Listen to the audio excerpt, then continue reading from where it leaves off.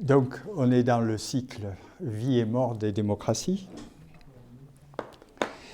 Et on est dans ce cycle parce qu'on vit une période où beaucoup de régimes, qui étaient des régimes démocratiques parlementaires, on a vu la dernière fois que démocratique parlementaire, ce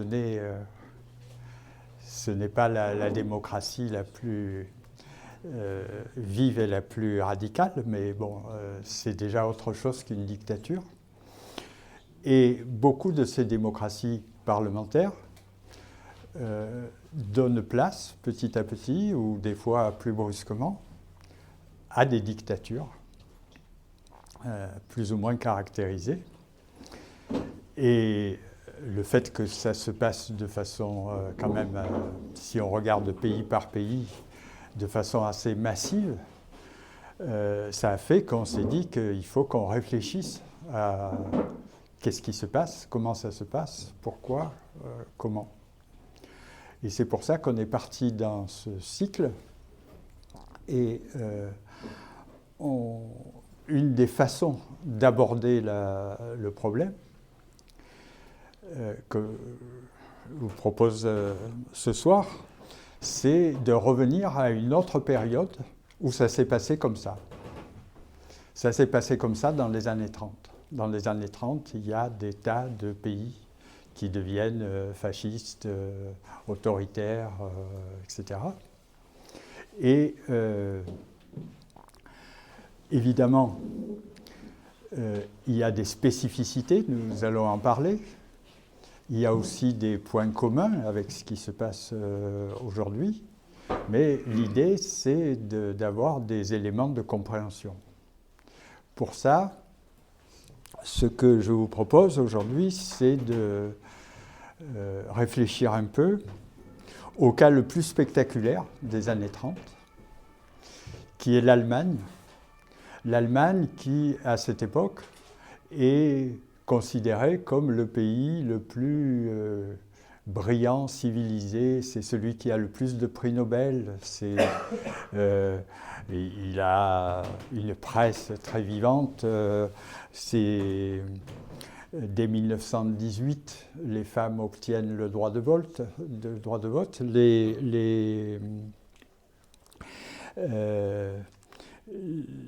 jusqu'en 1925, ce sont les socialistes qui sont présidents de la République, qui ont le pouvoir dans cette République.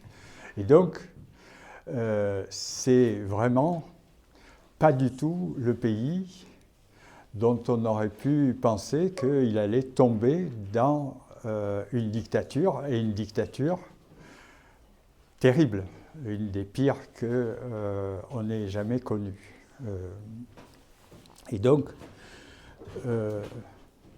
pourquoi, comment ça s'est passé? Alors évidemment,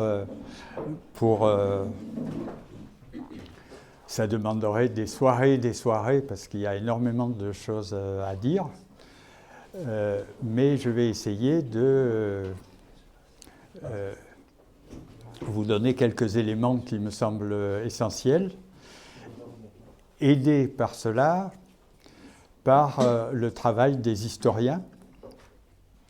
Et en particulier, il y a ce livre qui vient de sortir de Johann Chapoutot, Christian Ingrao, Nicolas Patin, qui s'appelle Le monde nazi, 1919-1945. Et en fait, l'intérêt qu'il a, ce livre, c'est qu'il refait... Vous savez, le nazisme, c'est quelque chose ça fait des années et des années qu'on travaille dessus, qu'il y a des recherches qui sont effectuées. Et de temps en temps, il y a tellement de choses qu'il faut essayer d'en faire un peu la synthèse, voir où on en est. Et ce livre, d'une certaine manière, il fait ce travail de synthèse, de dire dans la connaissance du nazisme, faisons le point, et voilà, le point c'est quand même 500 pages. Avec la modestie de rigueur, parce que les historiens eux-mêmes disent on est incapable de lire tout ce qui s'écrit, ce qui s'écrit sur le sujet. C'est tellement vaste et il y a tellement de choses. Parce qu'on écrit des livres importants en Allemagne, en Angleterre, aux États-Unis, en France, etc. Donc, on va essayer de mettre quelques...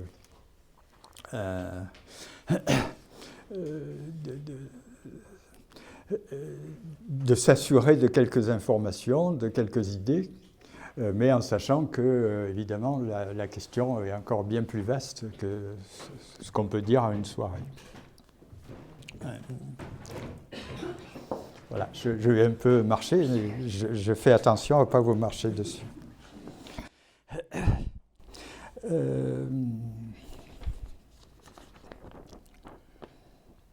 Alors, je commence par, malheureusement pas la fin, mais le début de la fin.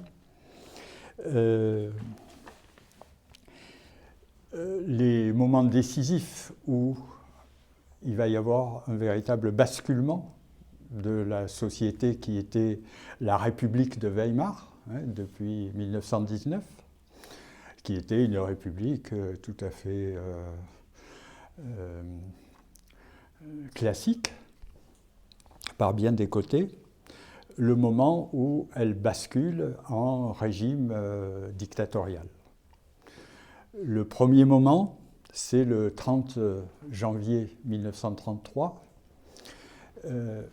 où le président de l'époque, Hindenburg, nomme Hitler chancelier, qui du coup va prendre le pouvoir et va monter un cabinet où les nazis sont minoritaires, et où il y a un certain nombre d'hommes politiques de droite, et on verra qui sont les gens qui tournent autour d'Hindenburg. Deuxième moment important, c'est l'incendie du Reichstag, le 27 février 1933,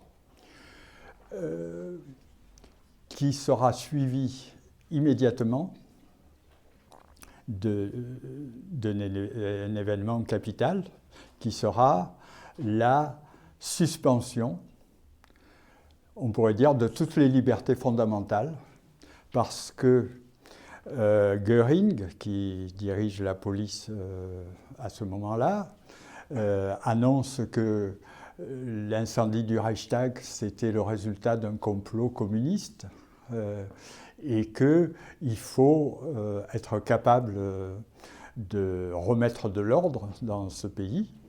Et pour cela, eh bien, il faut donner les pouvoirs à la police, etc. Et pour cela, il faut suspendre en fait tous les droits fondamentaux. Ça s'appelle une suspension. Officiellement, elle est pour 4 ans, mais ces 4 ans sont renouvelables, et comme les nazis seront au pouvoir, ben, ils vont les renouveler. Donc, ça va durer jusqu'à 1945. Troisième événement, c'est le 21 mars 1933. Himmler annonce l'ouverture du premier camp de concentration. Bon, il y avait déjà des gens en prison, il y avait déjà des petits camps, mais là, c'est le camp de Dachau, je le dis à la française, et c'est le début de ce grand enfermement, en particulier des opposants, mais petit à petit de tous ceux qui ne sont pas dans la ligne attendue par les nazis. Et on verra, c'est annoncé quasiment triomphalement. Quatrième événement, le Alors c'est voté le 23 mars et ça sera officialisé le 24 mars.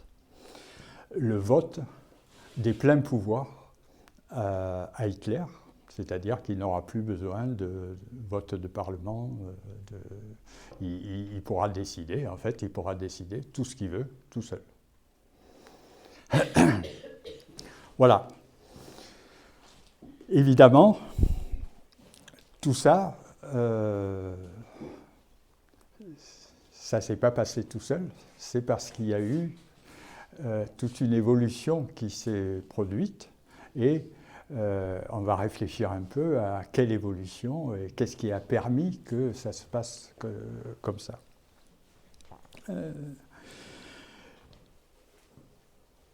5 ans avant, en 1928, il y avait des élections législatives et les nazis n'ont obtenu que 2,6%. 1928. Donc vous voyez, on n'est pas très loin de 1933. Et en fait, malgré un activisme, une agitation extrême, en fait, jusqu'à 1928, les nazis, c'est un groupuscule nazi, d'extrême droite, je veux dire,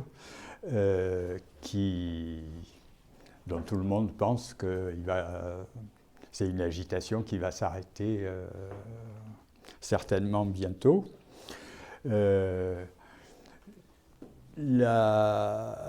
Hitler a tenté un putsch, comme on dit, en 1923, mais qui a lamentablement échoué. Et il s'est retrouvé en prison. Le parti nazi a été interdit. Donc ça semblait vraiment pas du tout un courant politique qui allait remporter des succès extraordinaires.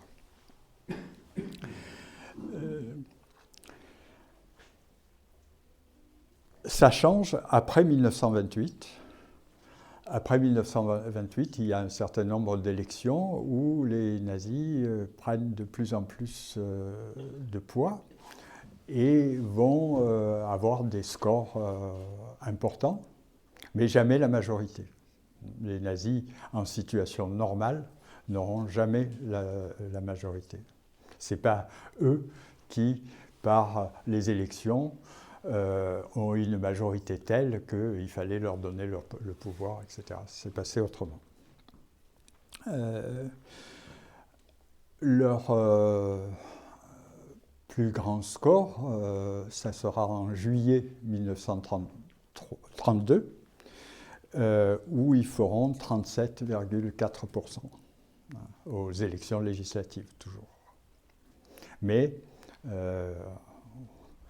en fait, après, ça baisse. C'est-à-dire que le moment où Hitler prendra le pouvoir, c'est un moment où il est en perte de vitesse et où il fait moins de voix aux élections. Alors, pourquoi ce parti qui, quand même, n'arrive pas à être un grand parti populaire, malgré tout ce qu'il fait, comment ça se fait qu'à partir de 1929, il recueille beaucoup plus de suffrages, tout le monde le sait, c'est qu'à ce moment-là, il y a la crise de 29 et ces suffrages montent au fur et à mesure que la situation économique des Allemands se dégrade. Hein. Donc là, il y a eu discussion parce que les gens qui votent pour les nazis, ce ne sont pas les ouvriers et ce ne sont pas les chômeurs. Enfin, pas de façon importante. C'est ce que les historiens appellent la petite bourgeoisie, ceux qui sont les plus nombreux. C'est un parti interclassiste, hein. Tout le monde vote un peu pour les nazis, mais ceux qui votent, qui sont les plus nombreux à voter pour eux, ce sont des employés, des petits patrons, des fonctionnaires qui ne sont pas en haut de l'échelle, et avec, comme toujours, c'est des gens qui, en situation de crise, ont peur de retrouver la situation dont ils sont issus, qui était la situation d'ouvriers, d'être en bas de l'échelle sociale, etc. Ils sont passés un cran au-dessus, et en fait, en situation de crise, ils risquent de retomber en bas. Donc voilà. De ce point de vue,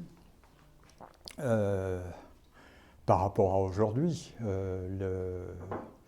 il y a parmi les gens qui votent, la proportion d'ouvriers qui votent pour le parti nazi est faible. Hein. Aujourd'hui, il y a une plus grande proportion, mais en se souvenant toujours que la plus grande proportion, c'est les abstentions.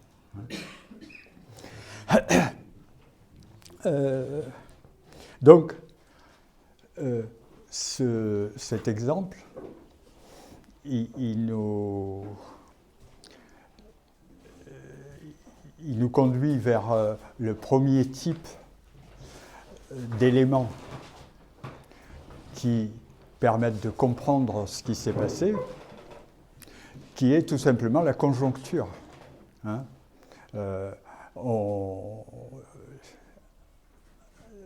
Les années 30, c'est un moment où il se passe un certain nombre de choses, et en particulier la crise de 29, qui est une conjoncture très particulière, qui a évidemment qui a permis l'ascension des nazis, qui ne s'est pas faite avant. Hein. Donc, je vous propose de revenir sur les conjonctures, parce qu'il y en a une autre qui est aussi essentielle. C'est que, et ça c'est une grande différence avec aujourd'hui, et ça donnera des traits aux extrêmes droites, par exemple, de l'époque, qui sont quand même différentes de celles d'aujourd'hui, c'est la guerre de 14. Deuxième élément de conjoncture. Il y a cette terrible guerre où il y a tellement de morts. Hein, 30 000 en une journée pendant la bataille de la Somme, 25 000 un peu vers la fin de la guerre. Et évidemment, ça a marqué durablement les gens qui l'ont vécu. Et alors, il y a plusieurs éléments qui entrent en jeu ici. La première, c'est la défaite. Les Allemands n'entendaient pas des prévisions de défaite. Ils entendaient, les journaux allemands disaient qu'il y avait des brillantes campagnes, des victoires, qu'on allait les battre, etc. Et puis tout d'un coup, on leur annonce, c'est la défaite. Ce qu'ils ne savent pas, et qui sera caché, c'est que les chefs de l'armée, et en particulier Ludendorff, ils ont prévenu les politiques que l'Allemagne était incapable de continuer la guerre, ne serait-ce que par le nombre de morts mais aussi le matériel cassé, qu'elle ne pouvait plus continuer la guerre et que donc il fallait l'arrêter. Et qu'ils n'étaient pas en situation de vaincre les Français. Donc c'est les principaux responsables militaires qui l'ont dit, mais qui l'ont dit sans le dire publiquement. Combien de temps avant l'armistice? Oh, pas longtemps avant. Hein. Il y a eu une grande bataille, justement, où il y a eu 25 000 morts allemands. Et après, c'était cuit pour les Allemands. Et donc, il y a une défaite que personne ne comprend. Et en plus, avec tout, pendant 4 ans, il y a eu des cris, il y a eu un nationalisme exacerbé, avec des cris de victoire avant la lettre, etc. Et c'est un choc immense. Et comment expliquer alors cette défaite, vu que les chefs militaires ils viennent pas dire en public, on leur a dit qu'on ne pouvait pas continuer? Eh bien, c'est le fameux mythe, parce qu'on va faire des choses sur les mythes cette année aussi, c'est le fameux mythe du coup de poignard dans le dos. Ce mythe, qu'est-ce qu'il raconte? Ah oui, en plus je suis plein milieu. Ce mythe, ce qu'il raconte, c'est que les troupes allemandes étaient en train de voler de victoire en victoire, et ils allaient tout gagner, mais c'est de l'arrière que des gens ont trahi de tas de façons, en faisant des révolutions, des grèves, et en complotant contre les troupes allemandes. Pourquoi est-ce qu'on n'a pas reçu ces approvisionnements, etc. Il y a des tas de caricatures à l'époque qui montrent les soldats en train de tirer sur l'ennemi, et puis derrière eux, des hommes politiques, et derrière les hommes politiques, des hommes avec des nez crochus qui sont les responsables du coup de poignard dans le dos. Hein. Voilà, c'est la faute aux Juifs. On va le dire partout, et les chefs militaires, Ludendorff, il dit c'est la faute aux Juifs, alors que lui, il sait très bien que c'est lui qui a dit aux politiques qu'il fallait arrêter la guerre. Et en fait, ce mythe, il était déjà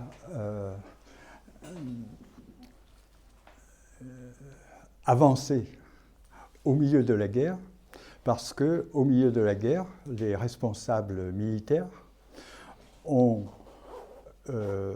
effectué une enquête pour vérifier si les Juifs n'étaient pas beaucoup moins nombreux à être allés à la guerre, s'il n'y a pas une grande proportion de Juifs qui n'avaient pas, qui s'étaient cachés, Et la deuxième cachotterie, c'est que le résultat de l'enquête, c'est que les Juifs étaient aussi nombreux que les autres à être allés à la guerre. Mais on ne le dit pas publiquement, personne ne le sait. Mais vous voyez, le soupçon, déjà en 1916, le soupçon est là. Et puis, en 1918, ça va être vraiment la grande explication, le coup de poignard dans le dos.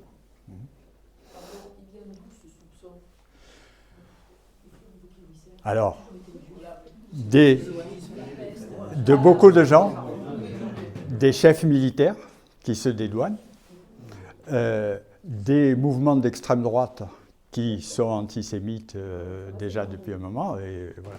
Et donc des tas de journaux. Mais tout le monde y trouve son compte, d'une certaine manière. Si je peux me permettre, je pense que la conférence que tu avais faite il y a 1 ou 2 ans sur l'histoire longue de l'antisémitisme, elle est disponible sur le site de l'UPA. Oui. D'accord, merci.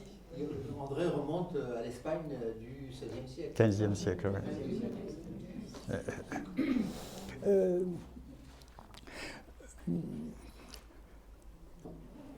Deuxième élément de cette conjoncture, pas que je me...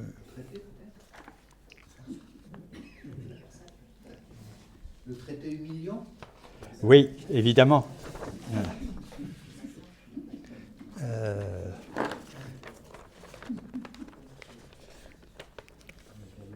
Tu cherches sur ton ordinateur, hein? Oui.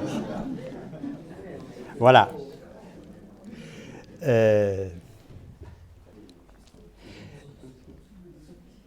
C'est que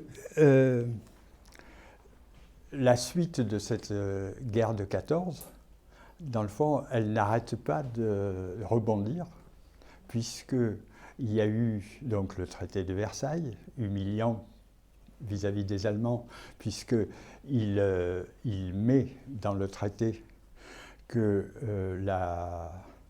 c'est les Allemands qui ont été fauteurs de guerre, hein, que c'est leur responsabilité. Bon, en fait, ils l'étaient, mais les Français aussi.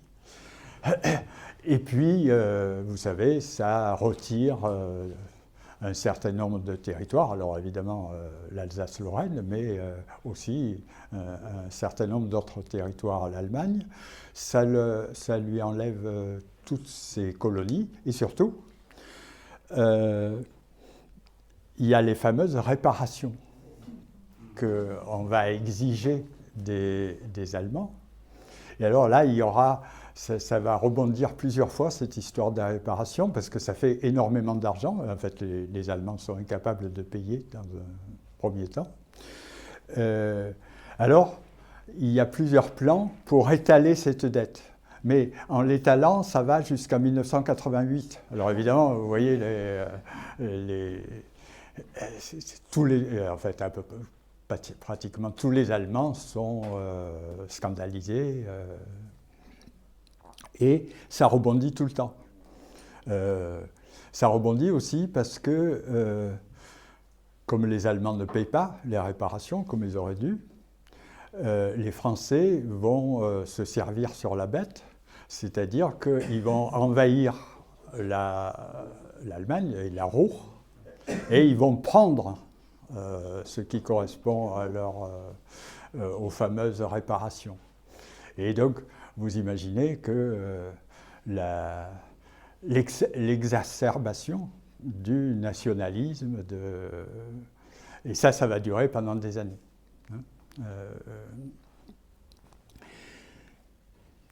Et enfin, troisième élément, c'est une des thèses pour expliquer la naissance du nazisme, qui est une des grandes thèses d'historiens, de George Mosse. Alors, ça s'appelle de la Grande Guerre au totalitarisme, mais le concept qu'introduit George Mosse, c'est la brutalisation. Ce que dit George Mosse, c'est qui est quelqu'un qui a dû fuir l'Allemagne avec ses parents, qui possédait un journal, et qui est devenu un grand historien américain, spécialiste de ces questions. Ce qu'il explique, c'est que quand la guerre est finie, du point de vue des opérations sur le terrain, ça s'arrête, mais dans la tête des gens, dans les colères, le traumatisme que ça a produit, ça va durer des années. Et ça explique la violence, la brutalité, même au niveau de la société allemande. Mosse montre qu'on tue beaucoup de gens dans la période qui suit 1918, mais aussi au niveau politique. Au niveau politique, les heurts, par exemple, entre communistes et nazis, c'est chaque fois des tas de morts. C'est-à-dire, c'est d'une violence extrême. Et le langage est un langage où, par exemple, il n'y a plus d'opposants. Il n'y a que des ennemis. Comme il montre que, finalement, petit à petit, ce que ça a provoqué, c'est une compréhension de la politique comme une guerre militaire. Hein, on est en face de ces opposants politiques, comme on est en guerre face à nos ennemis. Et donc, évidemment, ça veut dire qu'il faut les éliminer, que tous les coups de force sont permis, et il y aura des tas de putsch, il n'y a pas que celui d'Hitler. Et ça explique aussi la naissance des corps francs, dont on reparlera, et des SA. Les SA qui sont des milices, mais des milices ultra-violentes, armées, et qui intimident, mais tuent, blessent, et ils le feront jusqu'à la nuit des longs couteaux en 1934. Voilà. Et ça explique aussi pourquoi la vie politique allemande pendant cette période est une vie politique qui est quand même très agitée, avec des tas de groupes d'extrême droite très très violents, etc. La brutalisation. Alors, je suis obligé de résumer, mais je vous conseille les livres de Mauss parce que c'est des livres de psychologie sociale. C'est-à-dire qu'il va, par exemple, montrer comment les cimetières se transforment après la guerre de 14. En France et encore plus en Allemagne. Comment des pratiques comme celle de l'alpinisme se transforment aussi, c'est-à-dire avec une héroïsation de la mort, comment aussi on envisage le massacre d'une population en la banalisant. Les livres de Mauss sont des beaux livres d'histoire sur les mentalités après la guerre de 14 et dues en grande partie à cette brutalisation de la guerre de 14. Les gens, ce qu'ils ont vu, ce qu'ils ont côtoyé pendant la guerre, eh bien, c'est quelque chose qui reste en eux et qui va rester longtemps. Voilà. Enfin, troisième type de conjoncture, c'est que, comme je vous l'ai dit, c'est une période où il va y avoir des tas de pays qui vont devenir des dictatures, qui vont devenir des pays autoritaires. Et parmi ces pays, il y en a un qui a une aura extraordinaire, non seulement dans l'extrême droite, mais dans beaucoup de courants de droite, c'est le fascisme de Mussolini. Le fascisme de Mussolini, c'est quelque chose... vous êtes étonné quand vous lisez des livres des années 30, de gens qui ne sont pas du tout fascistes et qui sont pleins d'admiration pour lui. Et parmi ses admirateurs, il y a Hitler. Hitler, il dit que Mussolini est son modèle, etc. Et ça va le rester jusqu'à ce que les Italiens perdent leur bataille. Des gens qui perdent des batailles, ça, Hitler ne peut pas les admirer.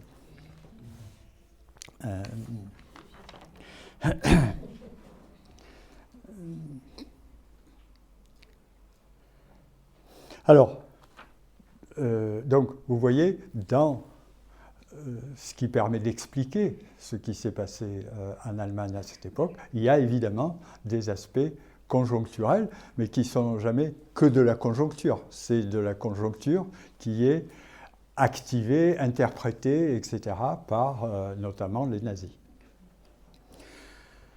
Il y a un deuxième type d'élément qui va jouer tout le long et même qui sera déterminant. C'est le fait que les nazis ne sont pas tout seuls, qu'ils vont trouver comme des complices. Et ces complices, ce sont normalement leurs adversaires politiques, mais qui en fait vont s'allier aux nazis. Le groupe de gens qui vont travailler Hindenburg jusqu'à ce qu'il accepte de nommer Hitler chancelier. Et leur chef de file, un peu, c'est l'ancien chancelier von Papen. Von Papen, vous rappellerez ce nom. Il a tout fait pour que les nazis arrivent au pouvoir. Ce sont des gens de droite qui ont des fois des conceptions du monde d'extrême droite. Alors là, je vous donne l'autre nom. Von Papen, c'est le politique qui s'allie avec les nazis. Et puis, il y a celui qui a édité pendant des années des journaux, qui a racheté aussi l'UFA, c'est-à-dire la régie du cinéma allemand, et qui a fait tourner ça comme propagande d'extrême droite. C'est raciste, tout ce qu'on voudra, qui s'appelle Hugenberg. Voilà. Sans Papen, sans Hugenberg, c'est pas du tout sûr que les nazis auraient eu le pouvoir. Et alors les historiens, ils insistent là-dessus maintenant, dans les dernières versions qu'on a de leurs travaux, en disant, par exemple dans ce livre, ils disent les nazis n'ont pas pris le pouvoir, on le leur a donné. Vous voyez ces gens de droite, si vous voulez, qui donc vont pousser Hindenburg à nommer Hitler chancelier, ce sont des gens qui en attendent, qui le font pour des raisons tactiques. Ce qu'ils veulent, c'est éliminer définitivement, on pourrait dire, la gauche, et éliminer aussi tous ceux qui sont trop républicains, parce que leur conception de la société, c'est une conception autoritaire, et ils veulent se débarrasser des gêneurs, des obstacles, et quoi de mieux pour s'en débarrasser que d'avoir tous ces gens qui sont capables d'aller frapper les députés de gauche qui font peur, etc. Et donc, il leur donne, Hitler n'a pas pris le pouvoir, on lui a donné le pouvoir, et les gens qui lui ont donné, c'est des gens qui l'ont fait de façon calculée et masquée. C'était un complot, si vous voulez, c'était une sorte de complot.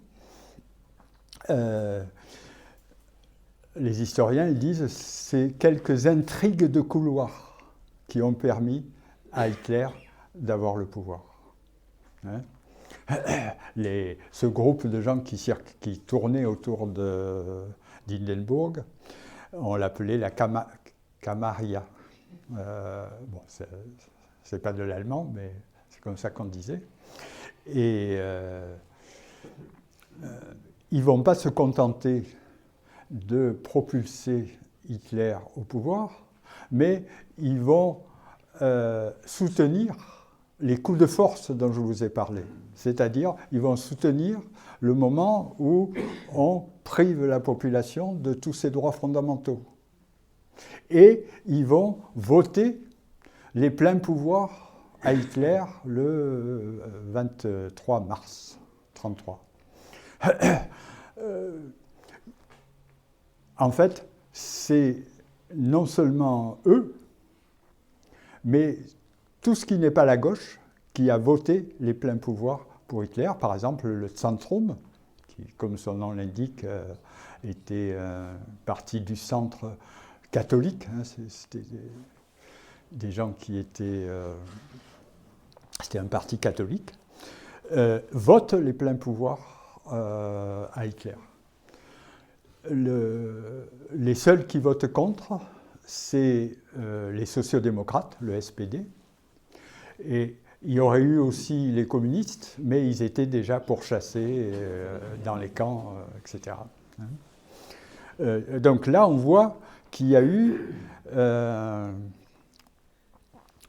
une sorte de complicité, en tout cas de complicité de fait, qui a permis à Hitler de prendre le pouvoir. Et sans ça, c'est pas sûr qu'il aurait pu le prendre.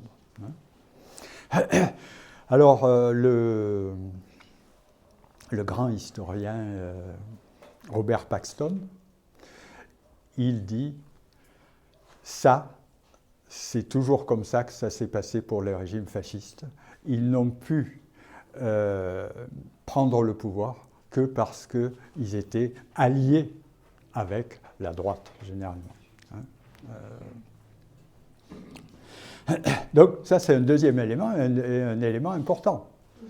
Parce que non seulement il y a eu cette alliance à ce moment-là, mais il faut imaginer que les journaux d'Hugenberg, justement, qui en avaient des tas, c'était des journaux qui pilonnaient jour après jour la propagande d'extrême droite. Les films, on faisait des films qui aussi distillaient cette propagande. Et il y avait des artistes aussi. Et il y avait des professeurs. Alors, professeurs, je vous le dis quand même. Voilà. Dans le livre de Peter Gay qui s'appelle « Le suicide d'une république Weimar ».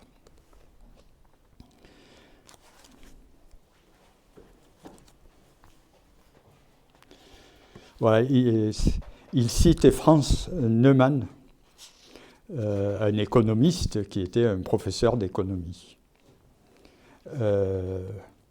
Et il dit, alors je vous le prends au milieu parce que sinon c'est trop long. Donc il dit, il y a le premier endroit où il enseigne, il y a un professeur illustre qui propose de transformer la Belgique en protectorat allemand et qui propose la colonisation de vastes territoires en Europe de l'Est et dans les possessions d'outre-mer. Le professeur de littérature, personnage encore plus illustre, après avoir rendu hommage à l'idéalisme kantien, déduisit de cette philosophie l'impératif catégorique d'une victoire allemande, d'une monarchie allemande, et en substance les mêmes conditions de paix. Lorsque je vins à Leipzig, à l'automne 1918, le professeur d'économie, nous étions en octobre, jugeait nécessaire d'approuver les conditions de paix de l'union pan-germanique de l'état-major général, tandis que l'historien démontrait de manière définitive que la démocratie était une forme d'organisation politique fondamentalement non allemande. Et il y a toute une page comme ça. Les professeurs, et là, c'est une différence quand même assez importante, mais c'est vrai pour la France avec l'Action française à l'époque, c'est qu'il y a toute une part de l'intelligentsia qui va basculer dans le nazisme. C'est des grands juristes, pensez à Carl Schmitt, qui va jouer un rôle important, des grands scientifiques, y compris des prix Nobel, des biologistes, comme Jane Fischer, qui va développer toutes les théories racistes dont les Allemands auront besoin un peu plus tard. Les Allemands, les nazis auront besoin un peu plus tard. Et les professeurs, vous voyez ? Et ça, c'est une grande différence avec aujourd'hui. C'est-à-dire que l'intelligentsia n'est pas allée en masse soutenir les partis d'extrême droite. Et quand on lit ce qui se passe en France, parce qu'il y en a bien quelques-uns, mais ce n'est pas du tout massif, à cette époque, c'est massif. Les étudiants les étudiants allemands des années 30 sont très nombreux à être nazis. Hein, et du coup, ils vont, avec l'ASA, faire des coups de main, etc. Donc, et tous ces corps de métier, eh bien, ils font de la propagande qui va dans le sens de l'extrême droite. Et donc, il y a, on est dans une démocratie parlementaire, mais il y a un discours qui devient petit à petit un discours dominant, nationaliste, raciste, autoritaire, etc., et qui deviennent très forts.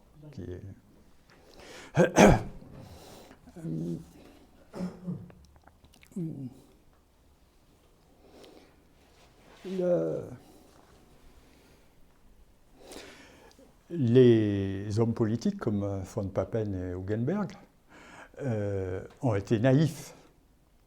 Ils pensaient, ils le disaient, qu'ils vont le tenir en laisse, Hitler, qu'ils lui feront faire ce qu'ils veulent, puisque c'est eux qui ont la majorité des ministres. Mais Hitler, tout simplement, il ne les convoquera pas, les ministres. Et puis, au bout d'un moment, il en met en prison, etc. C'est-à-dire que, vous voyez, il y a eu une sorte de naïveté qu'on comprend. C'est-à-dire, comment imaginer, alors qu'on vit depuis des années dans une démocratie parlementaire, etc., que tout d'un coup, eh bien, toutes les règles du jeu qui nous semblaient des acquis, eh bien, disparaissent et qu'à la place, il y a la force brute, la domination. Et dans les faiblesses, mais qu'on comprend bien, les faiblesses des gens dont on dit qu'ils n'ont pas assez résisté au moment de la prise de pouvoir, il y avait des tas de gens, ce qu'on peut en percevoir des lettres qu'ils envoient, qui sont dans la sidération. Vous savez, comme on dit pour les femmes qui sont agressées et qui n'arrivent pas à bouger, etc., mais il y a eu un phénomène de ce genre. On ne s'attendait pas à ce qu'il puisse y avoir un basculement aussi important.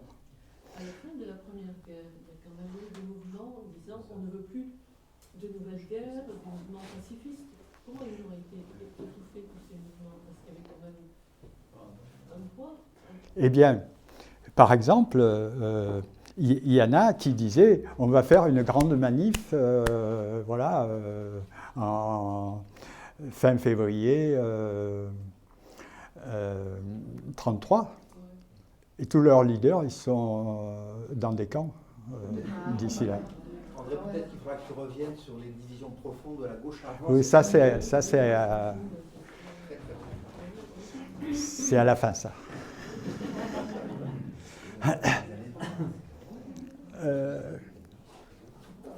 Donc, si vous voulez, ce que n'ont pas perçu, que nous-mêmes nous avons du mal à percevoir, et qui est une des expériences malheureuses de cette période, c'est que, et c'est ce que disent les historiens, ils disent on a extrêmement de mal à expliquer et même à concevoir le fait que, voilà, on est dans une société où les gens ont l'air normaux. Ils tuent personne. Mais ils ont déjà un discours extrêmement raciste. Ils ont une conception du monde extrêmement autoritaire, etc. Mais comme ça se passe dans une société qui a l'air démocratique, on ne voit pas le potentiel de violence, de destruction, le potentiel meurtrier qu'il y a derrière ces philosophies, ces manières de penser, ces types de courants, etc. Et ça, les historiens ils disent, nous-mêmes, on a du mal. Parce que, pour nous, les nazis, c'est des brutes sanguinaires. Or, vous prenez Eugène Fischer, c'est un professeur avec sa petite barbichette, etc. Il dit qu'il y a des races supérieures, des races inférieures, que ouais, peut-être les races inférieures, il faudrait les éliminer un peu, etc. Mais ça a l'air d'être un discours académique. Mais en fait, ce qu'il dit, si on le prend en compte, c'est quelque chose de terrible. Ça se passe au sein de la démocratie parlementaire, mais c'est comme un cri de meurtre, mais qui n'est pas perçu comme tel. Ça a l'air d'être une théorie, vous voyez, parmi d'autres. Et là, il faut imaginer que ça a été la difficulté des gens qui ont voulu résister à l'époque, des gens qui n'ont pas dénoncé parce que ça leur semblait mineur. Ils ne voyaient pas le potentiel des destructeurs. Hein. Et alors, je vais vous donner un exemple pour le mettre en relief. Dans nos événements que je vous ai cités, il y a donc le moment où on ouvre le grand camp de concentration de Dachau. Pendant longtemps, y compris les historiens, on pensait que c'était quelque chose qui s'était fait en catimini, qui était un peu caché. Or, il y a un historien qui est allé regarder ça de plus près, qui s'appelle Gelatelli. Son livre, ça s'appelle « Avec Hitler ». Il va montrer, document à l'appui, que c'est exactement le contraire. Ils étaient fiers, les gens qui ont ouvert le camp de Dachau, et ils en parlaient partout. Ça faisait partie de leurs arguments de campagne. C'était au contraire une gloire qu'ils se faisaient, en disant vous avez connu des désordres, vous étiez en insécurité, c'était pas possible de vivre comme ça, et nous, enfin, on prend les choses au sérieux. Et ils disent très bien qu'on met dans les camps des marxistes, c'est-à-dire des opposants politiques.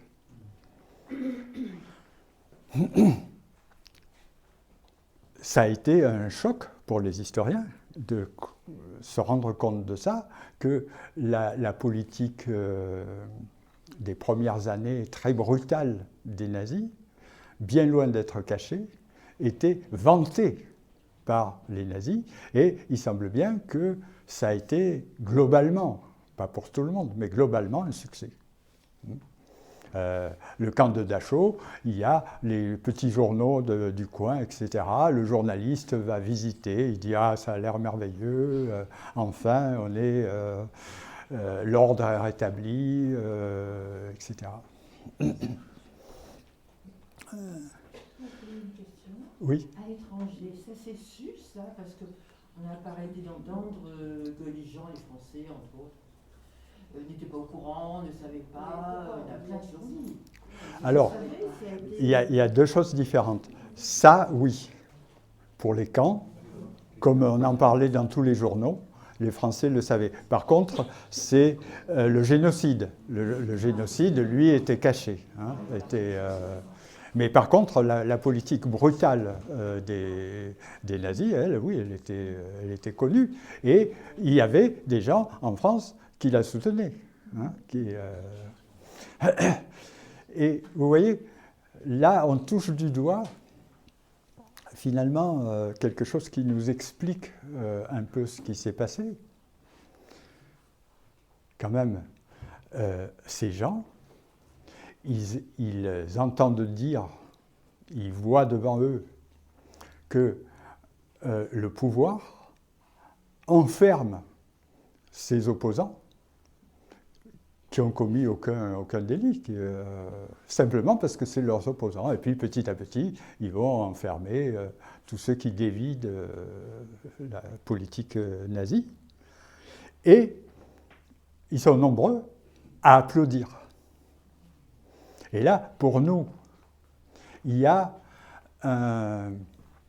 comme une incapacité éthique de voir qu'il y a un problème là, qu'il se passe quelque chose de grave.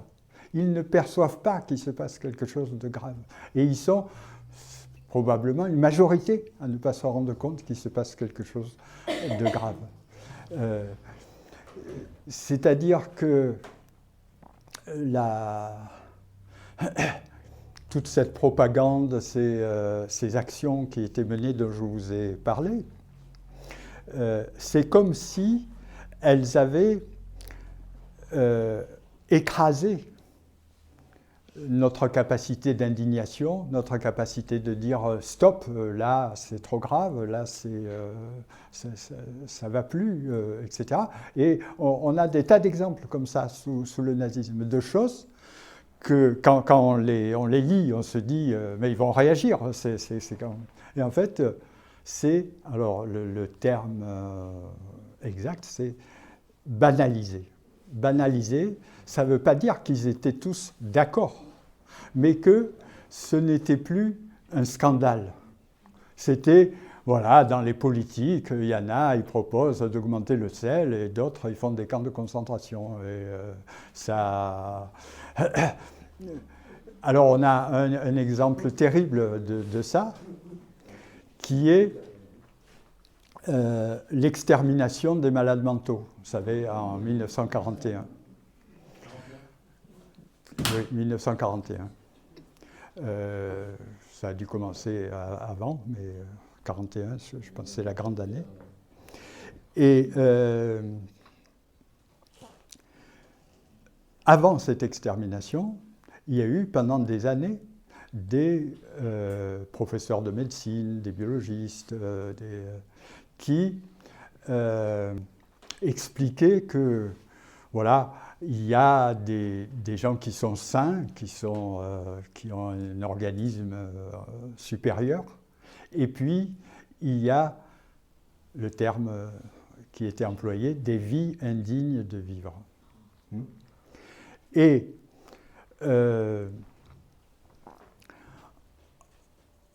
ça s'est banalisé, si vous voulez, par exemple, il y avait des problèmes en maths où on disait, et si on supprimait tant de malades mentaux, combien on aurait d'argent pour faire calculer, etc. C'était partout.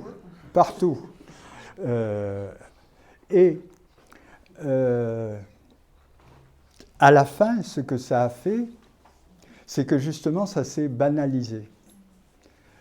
Et on le voit par le fait que, par exemple, il y a des débats qui sont, des enquêtes qui sont menées. Et dans ces débats, il y a des gens qui sont d'accord pour les supprimer, des gens qui ne sont pas d'accord.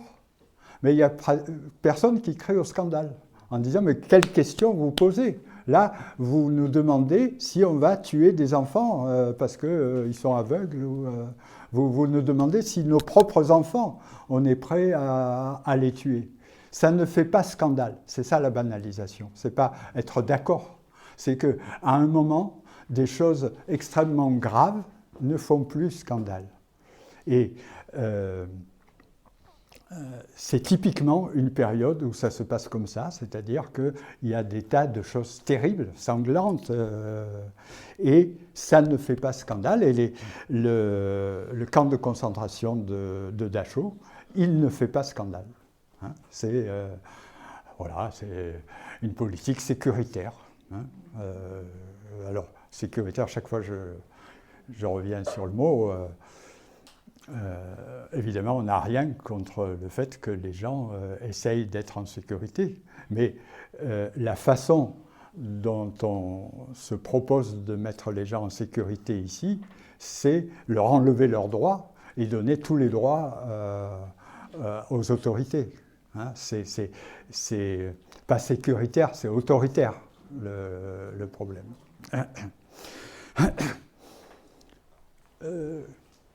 Et ça se passe en Allemagne, mais difficulté encore plus grande pour comprendre ces évolutions, d'où ça sort, ces choses-là, etc. Ça se passe aussi hors d'Allemagne, et pas seulement dans les groupes d'extrême droite. Et là, je vous donne un autre exemple. c'est Hitler, dans son cabinet privé, il avait un portrait. Ce portrait, c'était d'une des personnes qu'il disait qu'il admirait le plus, qui était Henry Ford. Henry Ford, alors, il avait plusieurs raisons de l'admirer. Il y a une raison que peut-être certains d'entre vous ne connaissent pas, qui est que Henry Ford, ce n'était pas seulement un chef d'industrie, c'était quelqu'un qui polémiquait beaucoup sur des sujets sociaux, politiques, et en particulier qui, pendant des années, a propagé une vraie propagande antisémite. Il avait un journal, grâce à l'argent qu'il avait, il avait son propre journal, qui en plus avait beaucoup de lecteurs. Et dans ce journal, il y avait des tas d'articles qui étaient antisémites et qui, à l'époque, en particulier, reprenaient le mythe encore du protocole des sages de Sion, c'est-à-dire, vous savez, cette histoire qu'on racontait, comme quoi quelques juifs se sont rassemblés et ont décidé ensemble de dominer le monde. Et en fait, tout ce qui se passe, ça vient d'eux. Alors, c'était facile déjà à l'époque de voir que c'était un faux. Ford, lui, il matraque sur le sujet en disant « Mais oui, c'est vrai, mais vous n'avez pas vu les Juifs, etc. » Et il va non seulement publier ces articles, mais après, il va en faire les meilleures feuilles, si vous voulez, les pires. Et il va faire 4 volumes avec ça, 4 volumes qui vont circuler partout, y compris en Allemagne. Ça s'appellera, les volumes, ça s'appellera Le Juif universel. Et on y trouve toute la propagande antisémite qu'on peut imaginer. Donc,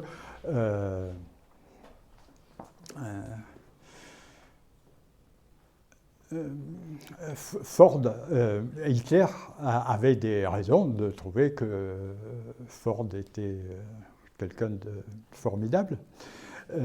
Mais ce n'est pas que sur sa politique antisémite, c'est aussi sur son libéralisme. C'est-à-dire l'idée que propage Ford, comme quoi il y a des gens qui sont faits pour être des chefs, pour être des patrons, qui ont plus d'intelligence, de valeur que d'autres. Et il faut que ces gens-là, ils gagnent, etc. D'ailleurs, on en reparlera tout à l'heure. Le darwinisme, le fameux darwinisme social. Et c'est la réussite de Ford. Hein. Vous avez vu, il est tellement fort, tellement... voilà. Ford, il n'est pas allemand. Hein. Ça ne vient pas d'Allemagne, cette histoire-là. Et pourtant, ça imprègne, pas seulement Hitler, mais ça imprègne l'idéologie des nazis. Et alors, je vais plus loin. Ça, c'est ce que je vous raconte de Ford. Vous le trouvez dans un livre de Damien Amblard qui s'appelle « Le fascisme américain et le Fordisme ». Et je vais vous parler d'un autre livre de James Whitman qui s'appelle « Le modèle américain d'Hitler ».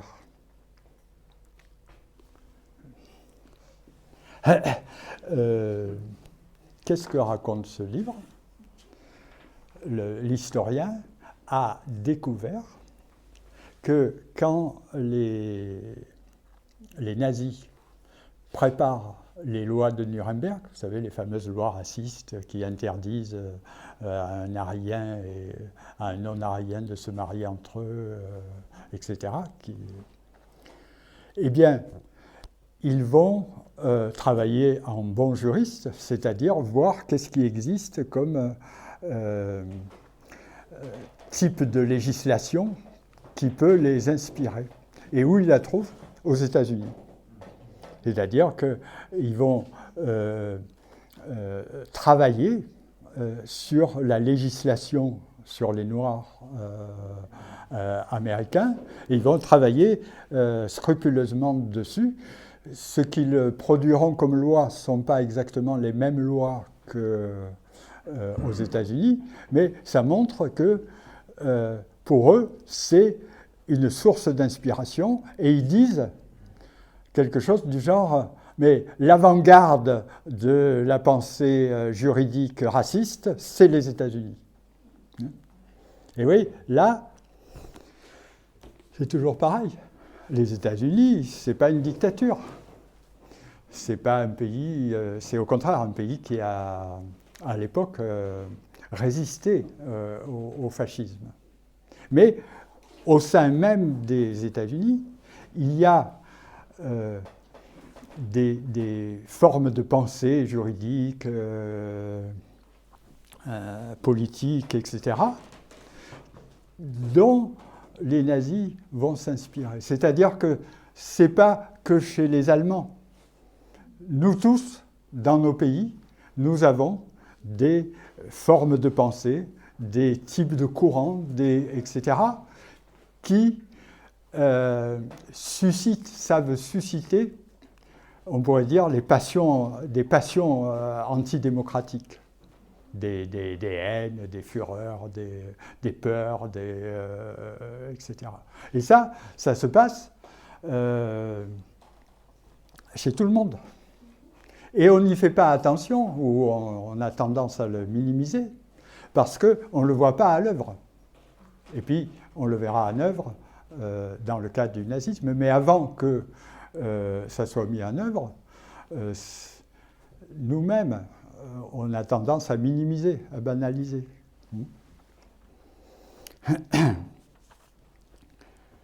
Quelle heure il est ?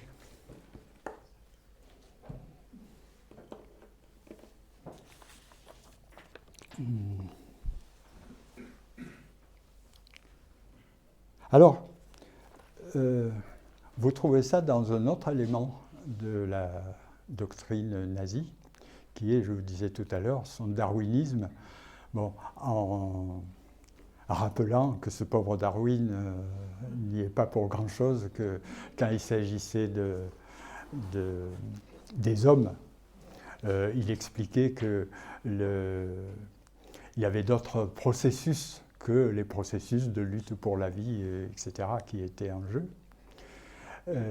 Mais au XIXe siècle, ça ne vient pas des groupes d'extrême droite, ça vient de libéraux,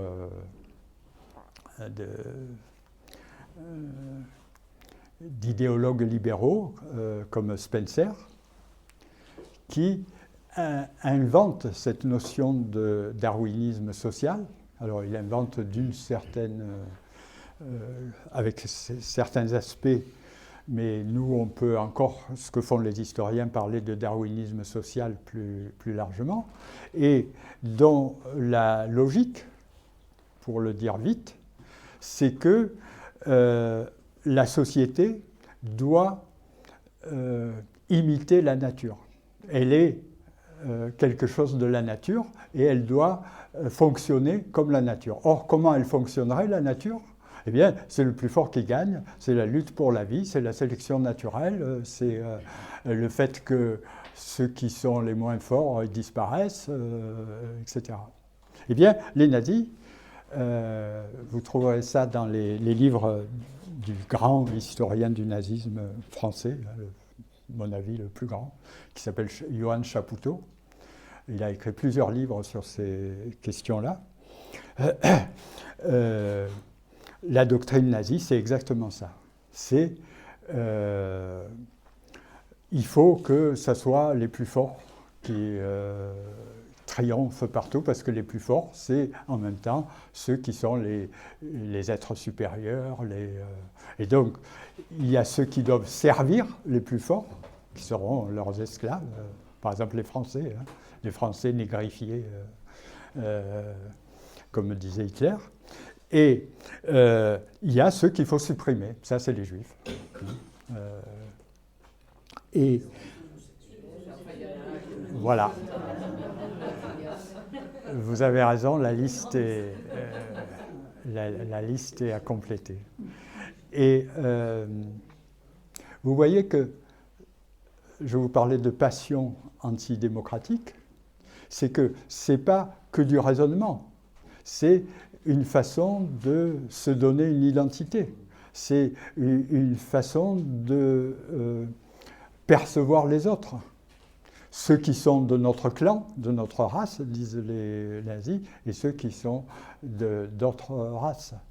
Et ça produit non seulement des doctrines, par exemple, doctrine de l'histoire comprise comme la lutte des races, mais ça donne aussi des tas de contenus émotionnels, hein, de haine, de sentiments de supériorité, de tout ce qu'on voudra.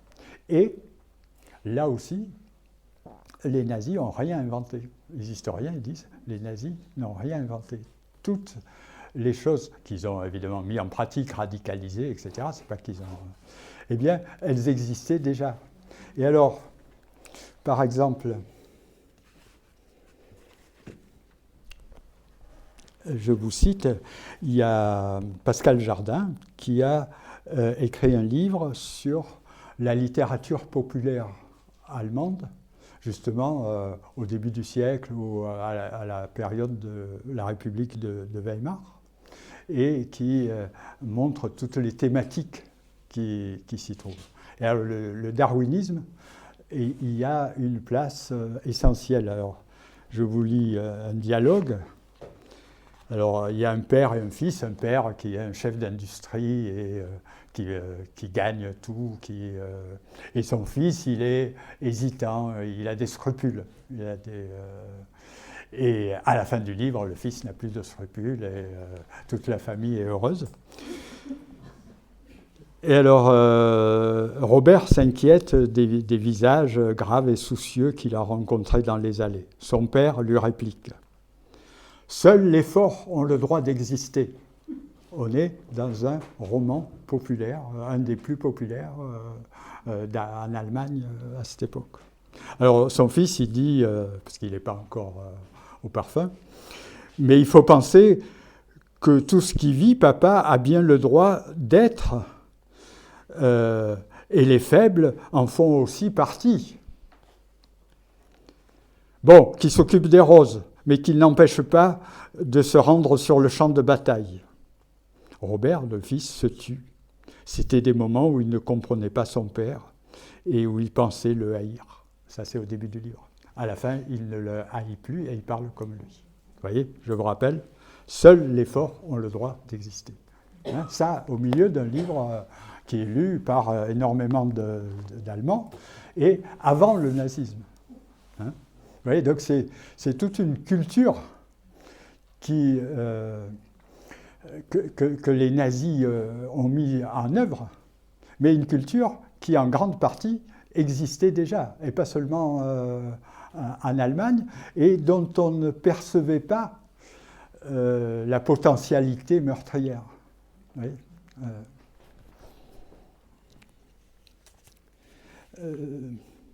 bon, là, il faut que je me dépêche. Évidemment... En France aussi, donc. Et en France aussi. Bon. En France aussi. Voyons la France. Un autre des éléments de cette culture, et qu'on trouve partout, y compris en France, c'est le racisme. Le racisme qui est banalisé par le fait que les grands penseurs racistes de l'époque, comme Houston Stewart Chamberlain, qui a été un des confidents de l'empereur Guillaume II, Chamberlain, il dit... Est-ce que je l'ai amené? Oui, je l'ai amené.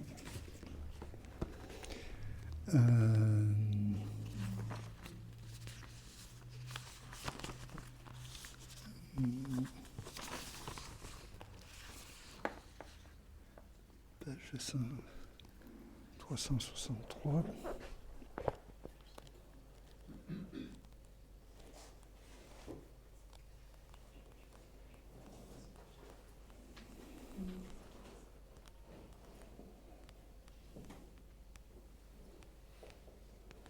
Voilà. Alors, je vous lis la prose de Chamberlain. C'est dans un livre qui paraît... Alors, moi, j'ai vu que la traduction française, c'était en 1913, si mes souvenirs sont bons. Donc, ça doit être à peu près de cette époque-là. Et son livre, ça s'appelle Le génie. Que je dise...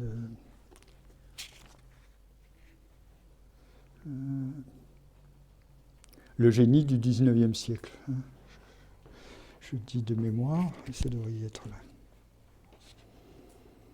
Je voulais enlever mes lunettes pour mieux voir, mais ça ne marche pas.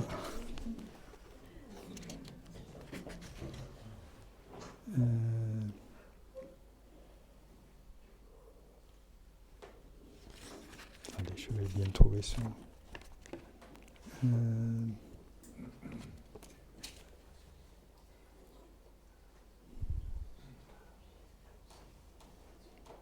Ouais, ça doit être le... Non, la genèse du 19e siècle. Alors, je vous lis. La possession de l'argent n'est en soi que peu de choses. Ce sont nos gouvernements, notre justice, notre science, notre commerce, notre littérature, notre art, à peu près toutes les formes de notre activité qui sont devenues esclaves, plus ou moins volontaires, des Juifs. Obéissant à des motifs d'ordre idéal, l'Indo-Européen a ouvert amicalement la porte. Le Juif s'y est précipité comme un ennemi. Il a pris d'assaut toutes les positions et sur les brèches, je ne veux pas dire sur les ruines, de notre individualité propre, l'identité, notre individualité propre, il a planté le drapeau de cette autre individualité qui nous demeure éternellement étrangère. Alors, ce mec, ça va, c'est un fanatique, un raciste fanatique, un antisémite fanatique. C'est une des gloires de l'époque. Il est reçu par les cours royales. Il est le grand ami de Guillaume II. En France, les journaux parlent de son livre souvent avec admiration. Vous voyez, là encore, la banalisation. Il dit des choses qu'on devrait percevoir comme terribles, et en fait, ça a l'air que c'est des banalités académiques sur lesquelles on peut passer. Et toujours ce fait qu'il y a eu comme un aveuglement par rapport à ces passions antidémocratiques et ce qu'elles pouvaient produire. Alors, je vous le dis rapidement, évidemment, dans Mein Kampf,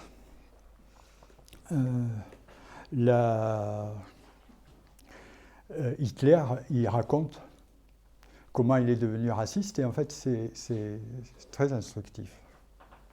Hitler, vous savez, c'était un vagabond, quelqu'un qui vivait quasiment de mendicité, qui vivait dans des foyers publics, qui était un raté total. À peu près tout ce qu'il a fait, ça a raté, et qui était méprisé, traités comme sont traités les mendiants, les vagabonds, etc.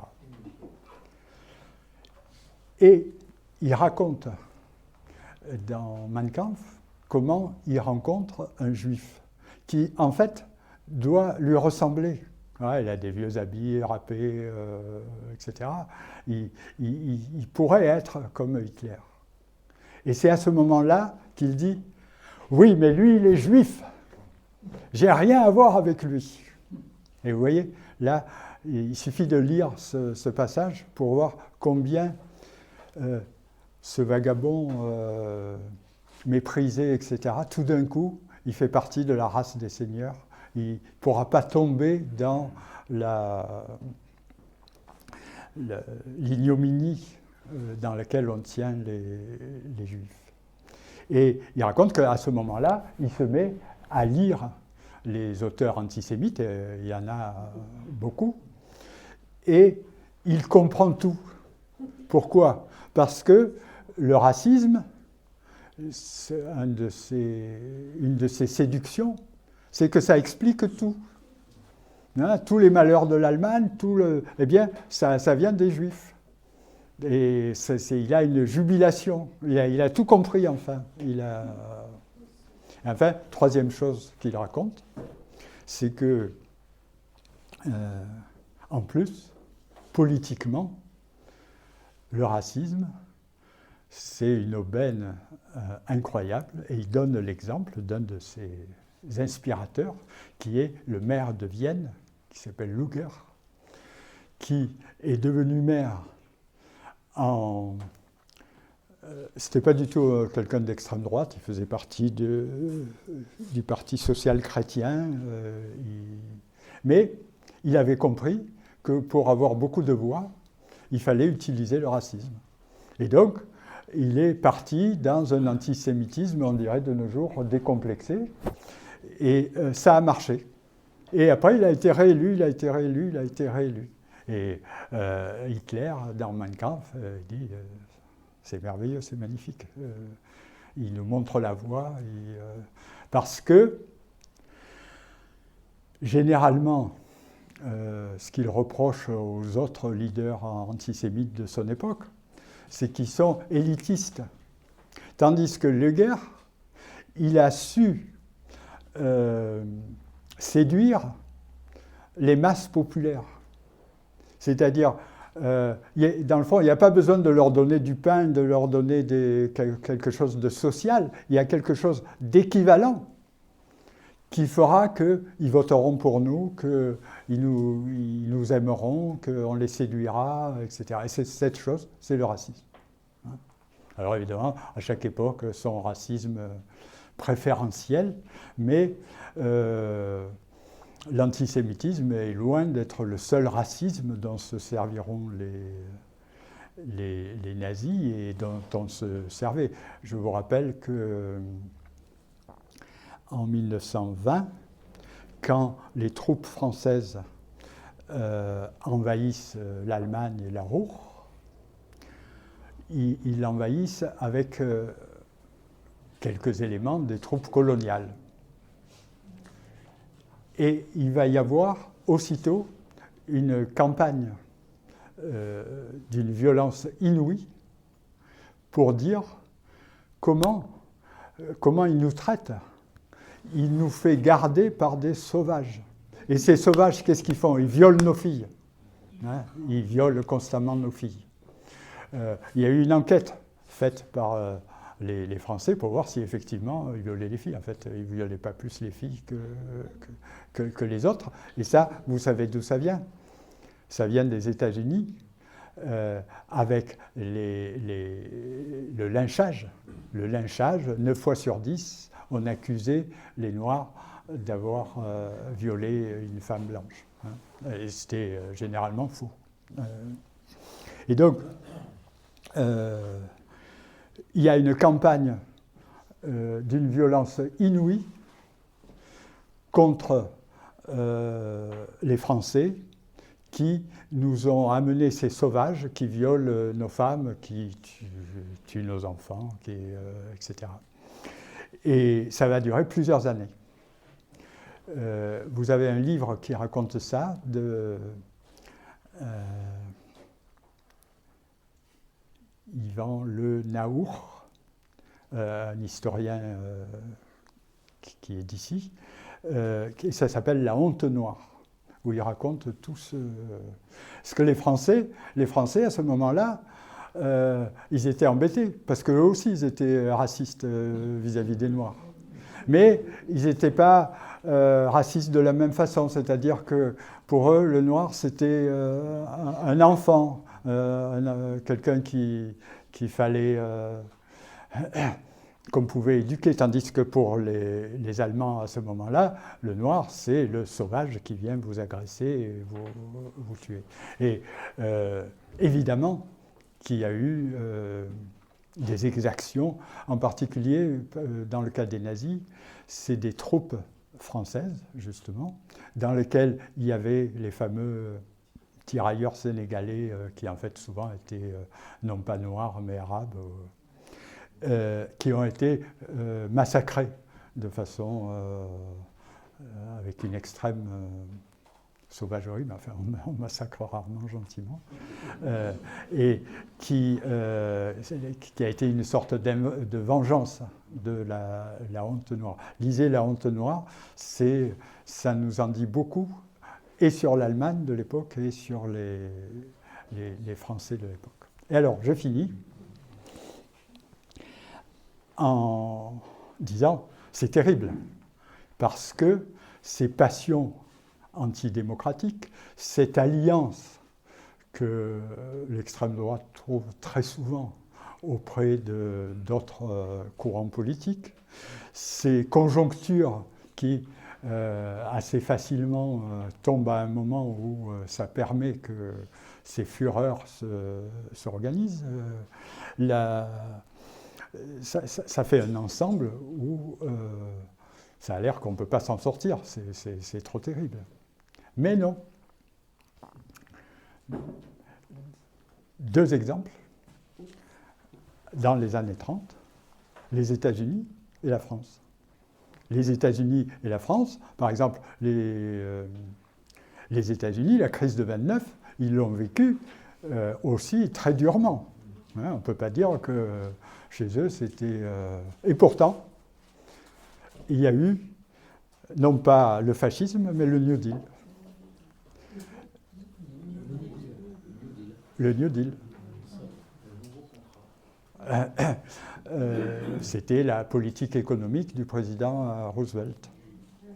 Et alors, pour le dire vite, parce que je vais me faire gronder,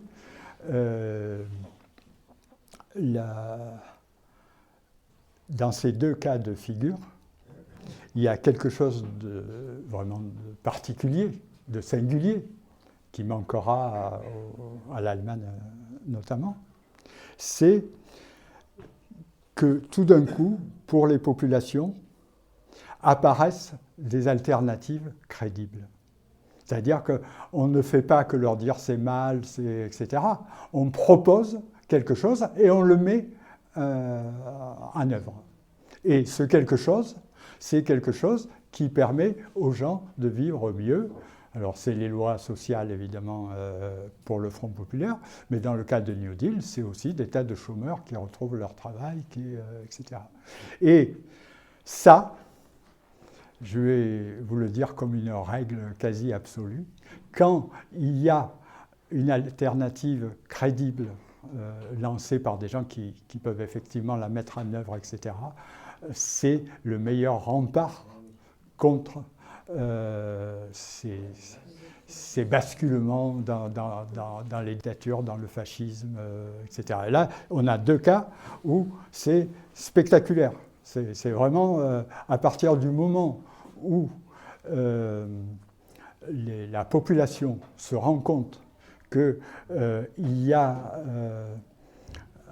des projets d'alternatives qui ont l'air sérieux et puis qu'on commence à les mettre en œuvre, etc., eh bien, le fascisme qui existe en France et aux États-Unis, qui n'est pas du tout résiduel, eh bien, il ne fait pas le poids face à ça. Et mon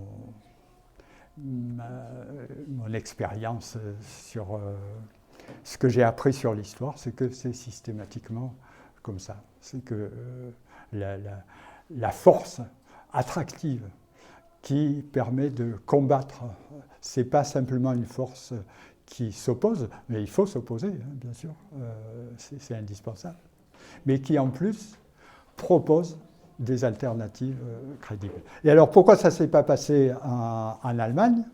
C'est ça que Paul avait en vue, parce que l'histoire de la gauche allemande, ça commence par un meurtre.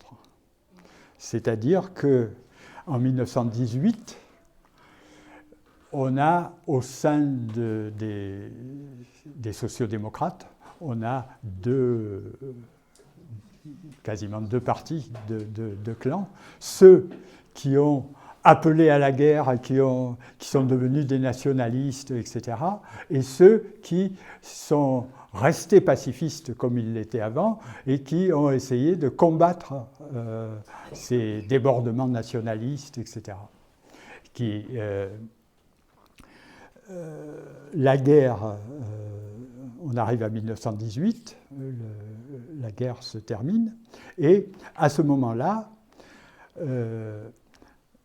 parmi les socialistes qui étaient contre la guerre, il y en a un certain nombre, et puis il y a un mouvement qu'on appelle le spartakisme, qui essaye d'implanter des conseils ouvriers, des conseils de militaires, etc. C'est-à-dire une démocratie radicale. Les autres socialistes, aux premières élections, ont la majorité, se trouvent au pouvoir, et en fait, ils ne se contentent pas de ne pas être d'accord, voire d'essayer d'empêcher. Ils s'allient avec les corps francs, c'est-à-dire souvent des militaires d'extrême droite violents et massacreurs, pour éliminer leurs collègues socialistes. Vous savez, alors ça c'est pas le SPD, mais vous savez que c'est à ce moment-là qu'on assassine en particulier Rosa Luxembourg, Karl Liebknecht, etc. C'est-à-dire qu'on décapite on pourrait dire, ce qui aurait pu être une conception plus radicale, plus démocratique.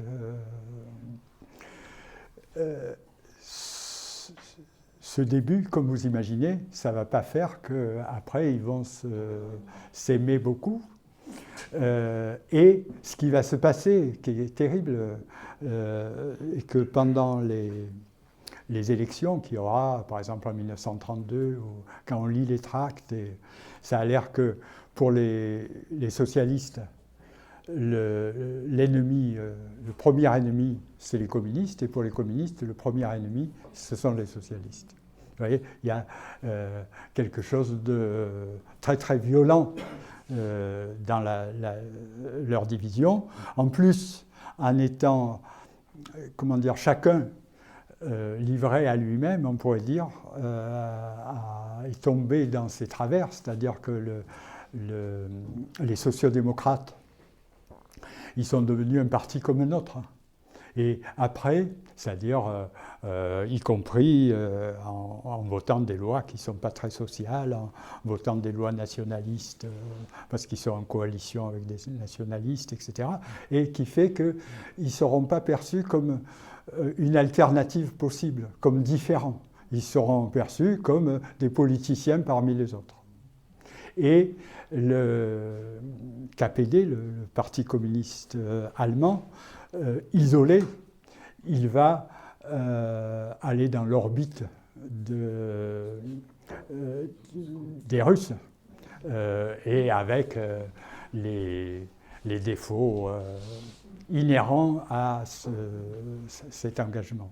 Et donc, au moment où il aurait fallu, et où par exemple en France, il y a un front populaire qui arrive à renverser la vapeur, parce que, vous vous rappelez, 1934, il y a l'extrême droite en particulier qui va sur le palais des députés. Alors les croix de feu, après, ils s'en vont, c'est-à-dire eux ne vont pas faire la bagarre, mais quand même ils sont là. Et donc il y avait un vrai danger, et le Front populaire a vraiment été un moyen de renverser la situation. En Allemagne, ils ne pouvaient pas renverser la situation parce qu'ils étaient trop divisés, et puis ils étaient partis chacun dans quelque chose qui ne permettait pas vraiment d'incarner l'espérance pour toute une population. Et voilà. Et donc, en Espagne, ils ont été tués physiquement. En Espagne, en fait, ils ont été élus. Hein, c'est un gouvernement républicain élu, où il y avait les gens de gauche, y compris les anarchistes. Mais l'armée les a attaqués et les a décimés. Allez, on y va. Je mets mes lunettes comme ça. Je te conseille de prendre 3 questions courtes, et puis ensuite 3 questions courtes, ça marche pas mal. Comme ça, d'accord. Caroline, et puis moi je m'inscris après. Oui, oui. allez-y. Vous avez beaucoup parlé de la politique, de l'aspect culturel, Oui. mais vous n'avez pas du tout parlé du poids de l'économie dans toute cette montée du fascisme. Or, en fait, une des forces du fascisme, c'est qu'il s'est appuyé sur les millions de chômeurs qu'il y avait après-guerre et en 1929, et qui n'avaient pas de boulot et qui commençaient à aller effectivement dans les cours francs, etc. Et ils sont appuyés sur eux pour écraser encore plus les mouvements de la classe ouvrière qui avaient déjà été, comme vous l'avez dit, bien amortis avec la mort de Rosa Luxembourg et des affrontements avec le SPD. Mais ils sont appuyés sur cette foule, et ils ont occupé cette main-d'œuvre. Et de là, on peut aussi rajouter l'aspect, l'admiration pour Ford. Parce que c'est à ce moment-là où dans les usines, ils ont mis des systèmes d'automatisation qui leur a permis d'employer à la fois du personnel, de faire d'un armement beaucoup plus rapide, et voilà. Parce que je trouve que, moi je connais assez mal l'Allemagne, mais en Italie, Mussolini s'est appuyé pas mal sur l'économie. Il a donné satisfaction à certaines des classes populaires sur l'économie, en particulier en créant une espèce de sécurité sociale. Et donc du coup, ça leur a permis d'empêcher toute révolte, et je pense que ça doit exister en Allemagne, mais je ne connais pas plus. J'essaierai de vous dire. Je trouve ça intéressant, mais là, Caroline, tu interviens sur l'après. Non, Une fois que le pouvoir est en place. Non, ah oui, plutôt. si. Alors que la conférence de En 29, on a bien parlé plutôt de l'avant. 29. La prise de pouvoir, c'est 33. C'est 33. Et là, en fait, toute la masse de chômeurs, c'est à ce moment-là. Après 33. Non, c'est entre 29 et 33. Et qui est occupé par les activités industrielles nazies, c'est plutôt après. Oh, c'est assez rapidement, si je Oui, me d'accord. souviens bien. Moi, je voulais donc intervenir sur 3 points dont tu as répondu très rapidement. Ça mériterait une soirée entière sur la question de l'unité à gauche comme alternative.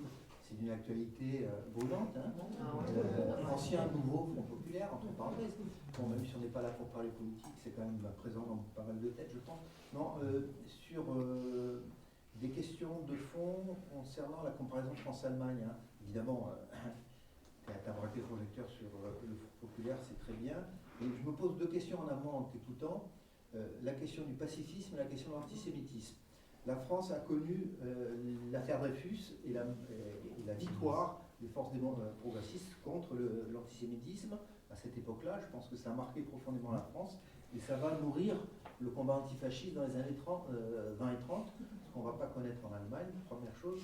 Deuxièmement, la brutalisation qui débouche en Allemagne sur tout ce que tu as très bien expliqué, hein, la violence généralisée dans les rapports sociaux et dans les rapports politiques. Par contre, en France, il y a un mouvement pacifiste, me semble-t-il, après la Première Guerre, qui est très puissant. Est-ce qu'on a l'équivalent en Allemagne? Semble-t-il, non. Donc voilà, il y a la brutalisation peut déboucher sur la brutalisation, mais aussi sur le pacifisme. Comment expliquer cette divergence? Alors, j'essaye de répondre. Troisième question. Ah oui, troisième question. Ouh là là, mon petit cerveau. Je n'avais jamais fait le lien, mais est-ce qu'il y a justement une relation entre l'admiration d'Hitler pour Henry Ford et la création des Volkswagen? Eh oui, très bien. Exactement, tu es tombé dans le mille. c'est une idée qui lui vient de Ford. Absolument.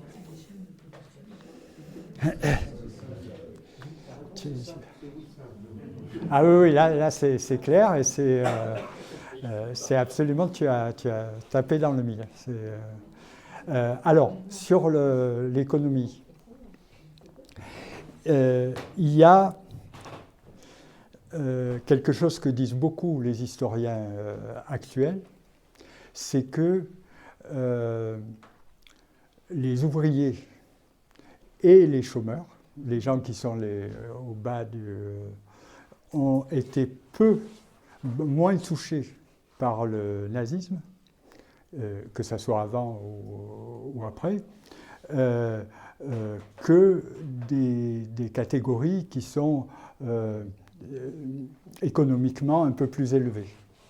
Et donc, par exemple, il y a des débats en disant la crise de 29. Certains historiens ils disent oui, mais est-ce que la crise de 29 elle a eu tellement d'importance vu que les ouvriers et les chômeurs en grande partie ne sont pas sous la houlette nazie. Donc je retraduirai ce que vous dites.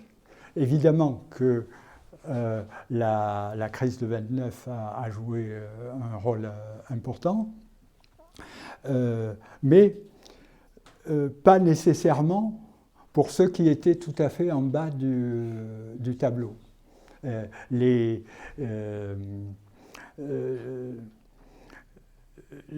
parti nazi, au départ, c'est pas un parti ouvrier du tout. Alors il y en a plus chez les SA, mais quand même, ça voilà. Donc, il y a bien eu une réaction forte due aux problèmes économiques, mais cette réaction forte, ce n'est pas nécessairement ceux qui étaient les premières victimes qui l'ont conduite. Voilà, c'est ce que je tire, moi, de ce que je lis sur les électeurs du FN. Par contre, je voudrais aller dans votre sens sur le rapport avec l'économie de l'époque et l'admiration d'Hitler pour Ford. C'est qu'il y a une profonde admiration de certains éléments du libéralisme. Parce que c'est les plus forts qui gagnent, on élimine ceux qui suivent pas. Il y a à l'époque, il y a les chefs qui sont adulés, les chefs d'entreprise. Et là, il y a quelque chose qui commence à surgir. Et alors c'est Chapoutot qui a écrit un livre qui s'appelle « Libre et obéir », où il met un peu ça en avant, et il a eu des critiques sanglantes dans le monde en disant comment on compare le libéralisme et le nazisme, etc. Mais en fait, il ne les compare pas, il dit pas du tout que c'est la même chose. Mais il montre par exemple comment certains des responsables de l'économie allemande, après-guerre, se refont une carrière comme spécialistes de l'économie libérale, et ils disent les mêmes choses que ce qu'ils disaient quand ils étaient nazis. Donc il y a bien quelque chose à chercher de ce côté-là qui commence à sortir. Mais après, voilà, il y a ce truc que les historiens aujourd'hui, là, dans le livre, ils le disent souvent, ils disent non, les ouvriers, les chômeurs, les gens qui sont le plus bas de l'échelle, c'est pas eux véritablement qui mènent un peu mais les autres, oui. Je n'ai pas répondu. Alors, sur le fait qu'après l'affaire Dreyfus, effectivement, en France. Il y a toujours eu des antisémites avec l'Action française, c'était une grande partie de sa propagande. Mais la gauche et les démocrates sincères n'étaient plus antisémites. Ils combattaient l'antisémitisme, et ça, c'est particulier à la France, et c'est particulier au fait qu'il y a eu l'affaire Dreyfus, et c'est effectivement. Et le deuxième truc, j'ai oublié. Le pacifisme, est-ce qu'il y a un pacifisme plus fort en France qu'en Allemagne après la Première Guerre? Oui. Moi, je le dirais d'une autre façon, c'est de dire que le nationalisme est plus fort en Allemagne qu'en France, et du coup, le pacifisme, il est honni par toute une partie de la population. Mais ils existent, mais ils sont plus minoritaires qu'en France, et ils ne peuvent pas renverser la situation. Et c'est vrai qu'en France, il y avait ça de particulier, qui est que les pacifistes, ils étaient tellement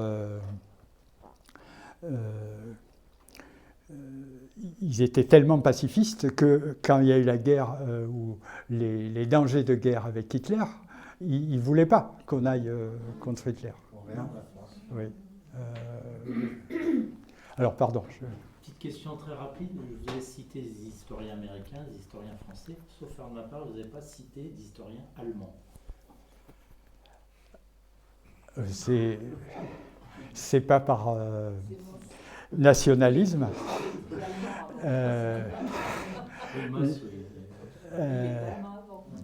Oui. Non, il y a des historiens allemands. Il y a toute la famille. Les noms. Mommsen. La famille des Mommsen qui ont été des grands historiens du nazisme. Ceci dit, pour vous en parler, j'ai essayé de vous parler des historiens les plus actuels. Et j'ai pas eu sous la main, il doit y en avoir, d'historiens très actuels, et de savoir les synthèses qu'ils font, etc. Donc c'est une faiblesse de ma culture. C'est l'humanité de Oui. J'aurais une question par rapport aux institutions. Tu fais jouer l'arrivée du pouvoir d'Hitler à deux hommes. Tu as cité, tu as dit qu'ils ont servi.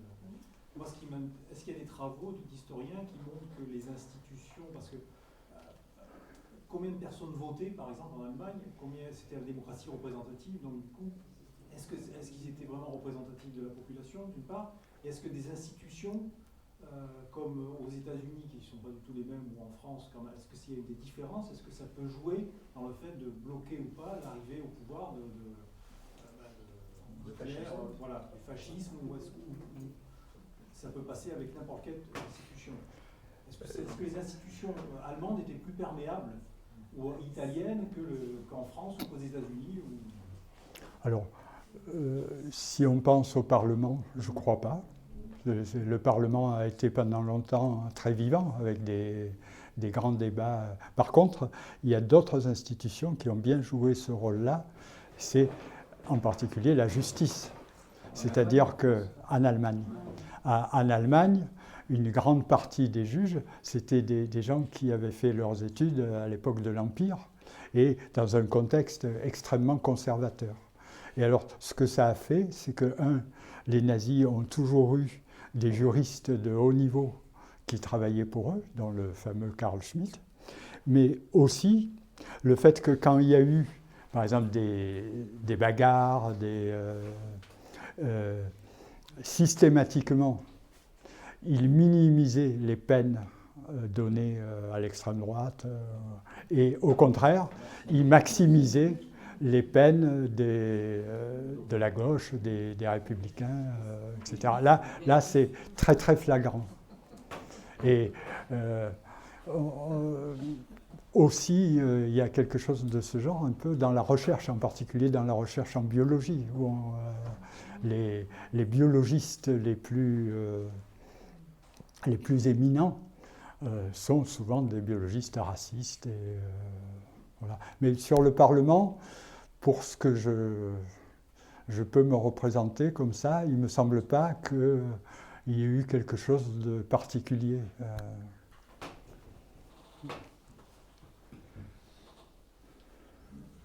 Ce que montre bien votre conférence, c'est l'importance du ressentiment, qui est un moteur puissant dans l'histoire.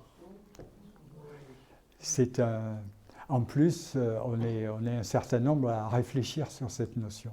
Parce que, je vous le dis en 3 mots, c'est un des grands débats aujourd'hui. Quand les gens se trouvent devant une sorte de fatalité devant laquelle ils ne peuvent rien, où ils sont maltraités, et ils n'ont pas, ou ils pensent qu'ils n'ont pas les moyens de répondre, de résister. Il se passe quelque chose, comme dans les ménages, vous savez, quand ils ne s'aiment plus et que ça devient la haine. C'est-à-dire qu'il y a plus qu'un retrait, il y a un renversement, avec des phénomènes de fureur, etc. Et ça, on le trouve partout. Dans le cas de l'Allemagne, c'est évident. C'est-à-dire que vous avez, au sortir de la guerre, les corps francs, c'est des gens qui espéraient la victoire et qui, ne l'ayant pas, partent dans des fureurs, voilà. Mais je peux vous en parler que comme un thème qui commence à être travaillé. Et moi-même, j'essaye de travailler dessus. C'est très difficile parce qu'il y a des éléments psychologiques, et comment est-ce que on vérifie quand on a une hypothèse, etc. Mais il y a quelque chose. C'est-à-dire que quand les gens se heurtent à quelque chose qu'ils ne peuvent pas surmonter, ils ne se contentent pas du retrait. Il y a des phénomènes alors qui peuvent aller dans tous les sens, mais souvent des phénomènes de haine, de colère, etc. J'aimerais pouvoir vous en dire plus, mais ce sera peut-être l'année prochaine. Le rôle de l'information plutôt de la désinformation. Alors, quelque chose qui absolument. Qui était d'époque et qui est tout à fait actuel également. Ah ben vous avez vu le Bolloré, le Bolloré allemand, il s'appelait Hugenberg. C'était exactement il se servait. C'était un collaborateur de Krupp, donc il était plein d'argent, et il se servait de cet argent pour acheter des journaux, des studios de films, et il s'en servait pour matraquer. Voilà. Ah oui, aujourd'hui, voilà.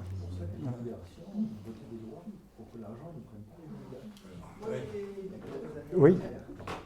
Tu avais annoncé comme ceux qui, en France, nous avaient protégés oui. d'un régime aussi. Pourtant, en France, il y avait beaucoup de théories inégalitaires. Oui. Par hasard, je suis tombée sur Gobineau. Oui. Gobineau, il a un peu la même trajectoire que Hitler. Et il avait une enfance pauvre, etc., ressentiment et tout. Il est devenu ministre de Napoléon III. Et il a fait des choses. Et il a écrit Essai sur l'inégalité des races. Je me demande si on a été défendu, enfin, ce qui nous a protégés, c'est qu'il y avait une alternative. Et aussi, sur le plan intellectuel, est-ce qu'il y a des choses qui ont. Ben, Gobineau, c'est un bon exemple.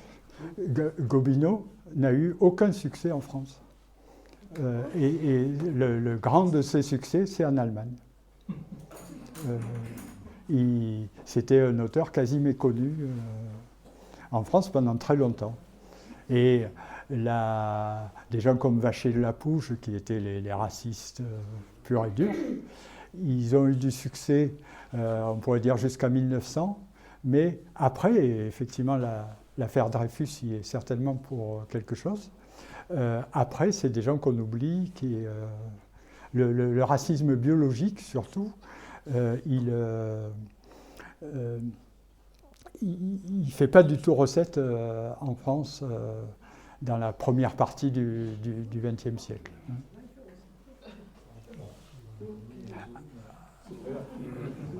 Voilà, il paraît que c'est là.